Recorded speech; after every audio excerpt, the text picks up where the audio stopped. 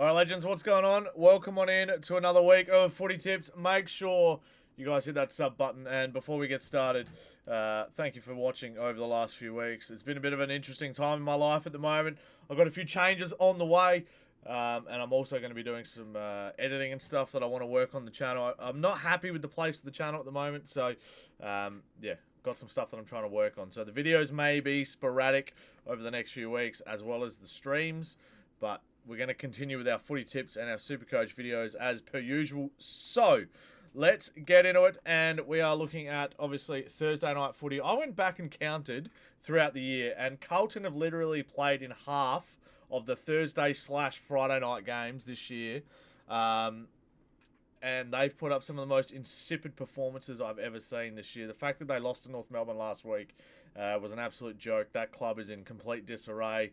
They're a horrible club to watch play football.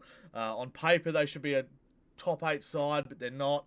And the fact that they could still somehow make finals says a lot more about the rest of the competition than it does about them, I think. It's a lot more even across the board than I think. And yeah, they're just not what I thought were going to be the destiny for Carlton this year. So we're going to start with, obviously, Thursday night, the Power and the Blues. I think the Power will get over the line. They're actually playing some reasonable footy, even though they lost to Sydney in Sydney. I think that's a bit like their kryptonite at the moment. They just can't seem to beat them over there. But I think the Power will get over the Blues at home. Carlton hate playing at the Adelaide Oval. They do not enjoy it whatsoever, so I don't think the Blues can get over the line against the Power. I'm going to tip the Power by about 3 goals. We'll move on to Sydney and the Bulldogs. This should actually be a good game to watch at the SCG, so it should level the playing field a little bit. I'm actually going to tip a roughie here. I think the Swans at home. They beat the Power. They've had another week to stay at home. The Bulldogs, I don't know how well they travelled. They smashed the Tigers on the weekend. They're actually the short price favourites, but they're going to be my my roughie this week. They've got Goulden back. They've got Papley back. I don't know. I feel like that's just kind of their heart and soul of their footy club at the moment. So I'm tipping the Swans only by about a goal. I'm expecting that to be a cracker of a game. Otherwise, I think the Bulldogs will blow them out of the water either way.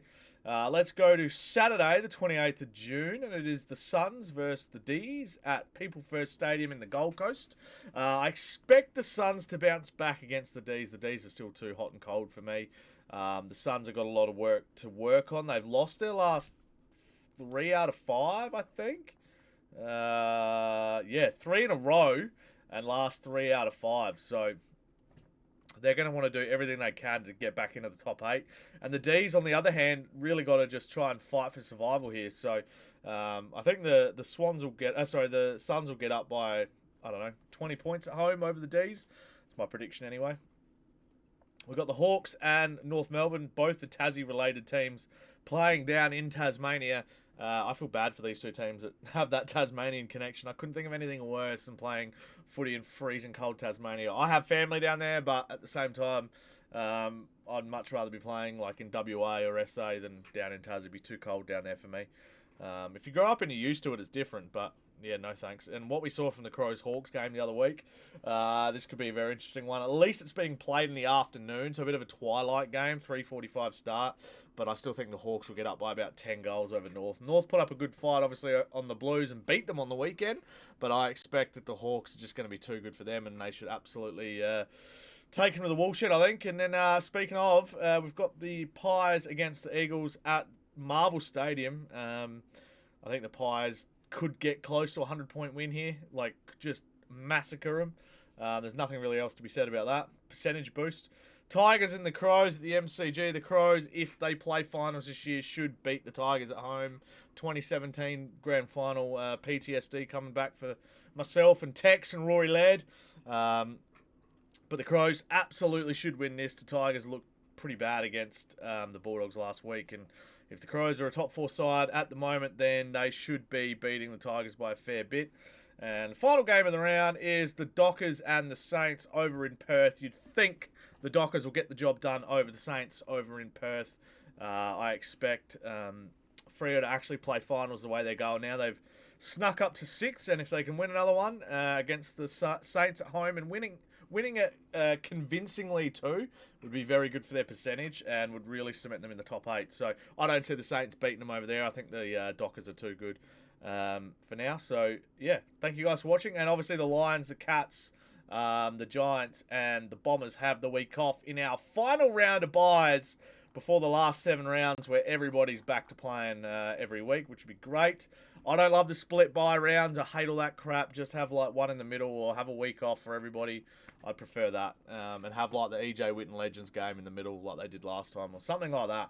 You know, you could do the, I don't know. If they really wanted to organise it better, they could do a bunch of those style games in the middle of the year. And this is just off the top of my head. You could say so during the buy round where every team has a week off, you could do like, I don't know, like the Div 12 Resi's game on a Friday night. You could do the EJ Witten Legends game on a Sunday night, and you could do like I don't know, like a All Stars versus rest of the world, or you know what I mean, like a All Stars versus Victoria game on the Sunday, and you don't even have to have AFL players playing in that. You could have like Sandful, VFL, Waffle players all come together and play in a match like that as well. And put it on primetime TV. I don't know. I just think something like that where there's 3, like, you know, you have your 2 charity games, or they could all be charity games, or even like a Big Freeze game or something. I don't know.